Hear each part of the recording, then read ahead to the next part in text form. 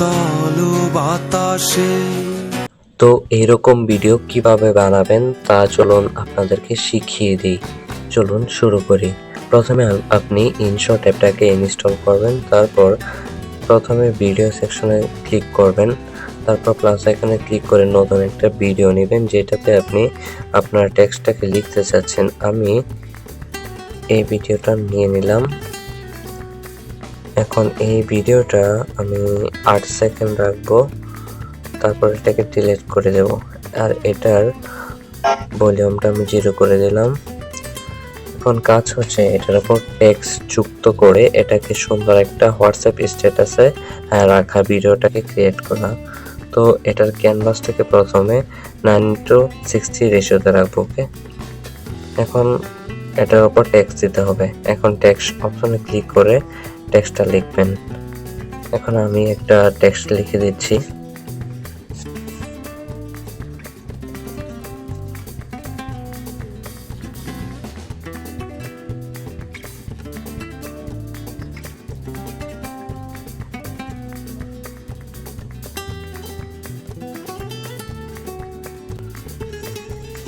এখন টেক্সট লেখা হয়ে গেছে। এখন এটাতে কিছু কাজ করা লাগবে, সেটা হচ্ছে সাইজটা একটু ছোট করা লাগবে।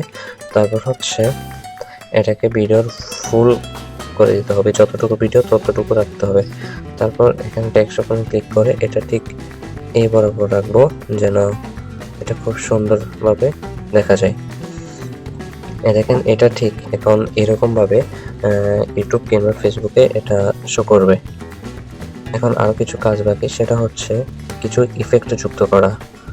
আর আমি যে টেক্সটটা যুক্ত করেছি সেটা হচ্ছে আইফোনের টেক্সট, ঠিক আছে? এটা যদি আপনারা না পান তাহলে আমাকে বলবেন, আমি পরবর্তীতে এটা একটা ভিডিও নিয়ে আসবো।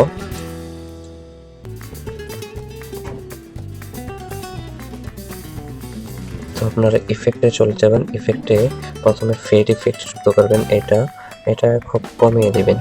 তারপর আবারও এটাতে চলে যাবেন, এখানে ব্লার ইফেক্টে বেসিক ব্লারের তারপর লেসিবার 3 নম্বর সেকশনে গিয়ে এটাকে হাফ করে রাখবেন, কিন্তু এই ব্লারটাকে আপনারা ফুল ভিডিও করে দেবেন।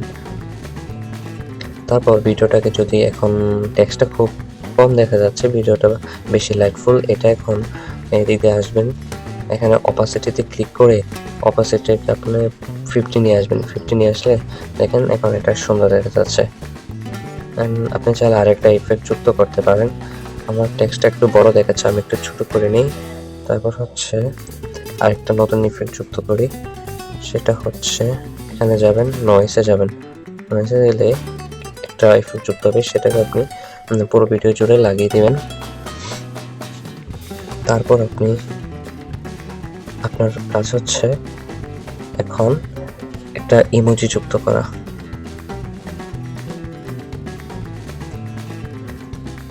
আমি গ্যালারি থেকে একটা ইমোজি নিয়ে আসছি।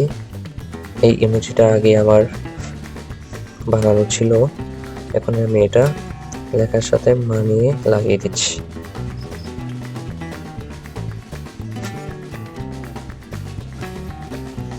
এখন আমি এই ইনশট লোগোটাকে